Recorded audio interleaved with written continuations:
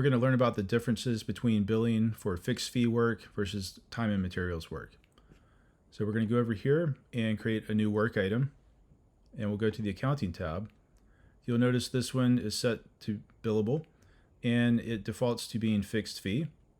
And we could just simply set the fixed fee here, so $25,000. If we were to invoice this work item, that's the amount that we would invoice. I could also have this amount, this fixed fee amount, calculated from the financial budget. And it's currently 0 because we haven't set the financial budget, but let's do that now. We'll click here. The financial budget has two parts, a labor budget and an expense budget.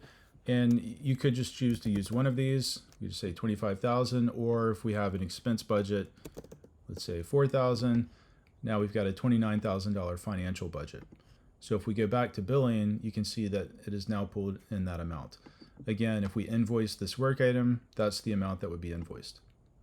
Okay, so that's how fixed fee billing works. The other type is time and materials.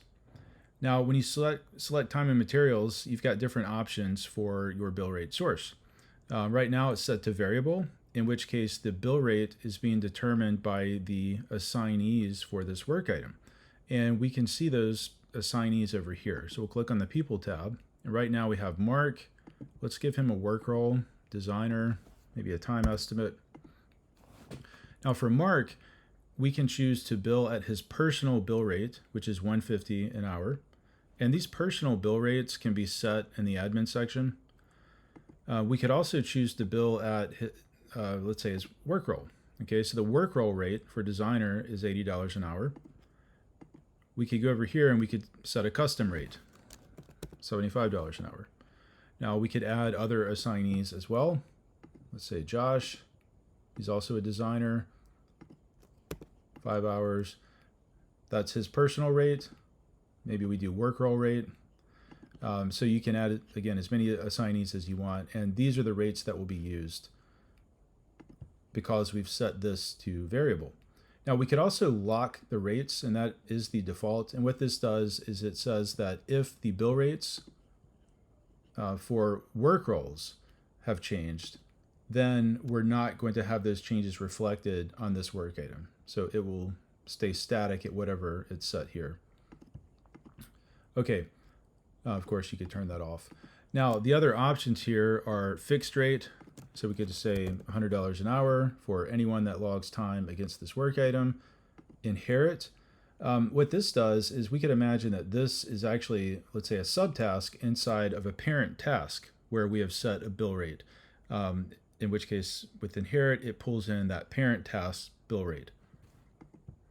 Member. In this case, we're forcing the member rate. And if we go back here to the assignees tab, you'll notice we no longer have the option to select the bill rate source because we're forcing it to be the member rate. Okay. We could set, we already looked at variable. We could set work role, and kind of like with the member rate, we're now forcing the bill rate to be the work role rate. So we go back here, we've got the designer work role.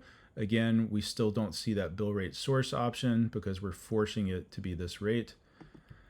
Now, you may see other options here, and let's take a look at why you may see other options. If we go over and we link this to a project, so let's say client web application project.